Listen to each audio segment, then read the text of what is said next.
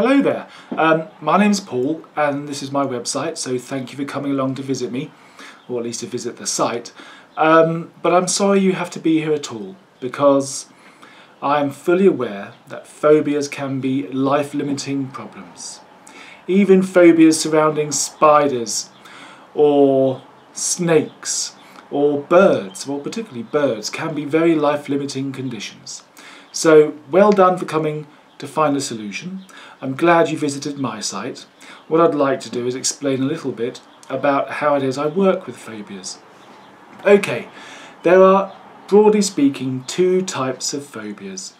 There are the phobias which are acquired or inherited, so perhaps you're afraid of spiders or birds, and perhaps it's because your mum or dad were very afraid of such things and they screamed and shook and shivered when confronted with those creatures.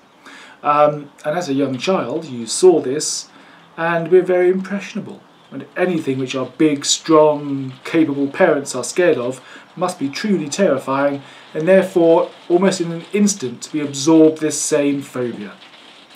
And that's true of a great many phobias, and those phobias are the easiest to undo. There is, however, a second kind of phobia. There's what's called, well, what I call a more complex phobia, where the phobia actually achieves something specific and where it is connected to a deeper layer of anxiety or depression. The best example of this I can think of is a recent client of mine who was afraid of bridges. He was afraid of bridges and had been for 30 years. And he had been to see several therapists, several hypnotherapists, who had all just treated the phobia itself, and he'd left them after 2, perhaps 3 sessions feeling much more relaxed around bridges. Job done, you'd think. Mission accomplished, except after a short while the fear would begin to return. He came to see me, determined, or hoping at least, that I would be the last therapist he'd have to see, and we discovered that it wasn't just a simple fear of bridges, because it had a purpose. This phobia of his kept him safe, because how far can you go without having to pass a bridge or cross a bridge? Virtually nowhere. And so this phobia of his kept him safe. It kept him geographically restricted within a comfortable, safe, known area. And I had to work with him on his anxiety, borderline depression, his lack of self-esteem, his lack of self-worth, his lack of sense of achievement. I had to work with him on all those things at the same time as working with the phobia. And now he's out there, he's got a different, better job, he's driving over bridges willy-nilly without a care in the world. He is finally freed of his phobia. So there are two broad types of phobia, those which are simply acquired and those which serve a purpose.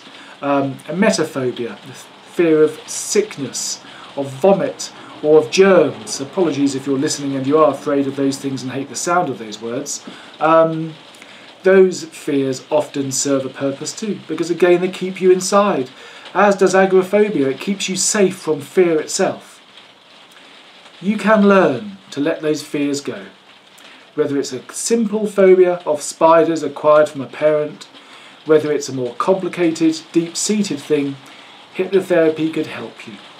And all you have to do, well, you don't have to do it, all I'll ask you to do is just give me a call, 07786 123 736. Email me at paul@resolvedhypnotherapy.co.uk, or use the contact form on this page. Get in touch, ask any questions you like, establish if I'm the sort of person you feel you can get along with, hopefully. Yeah, just get in touch and I'll be glad to talk to you about hypnotherapy, how it works, how it could help you, and how to get started on making a change to your life. I hope to hear from you soon. Take care in the meantime. Bye-bye.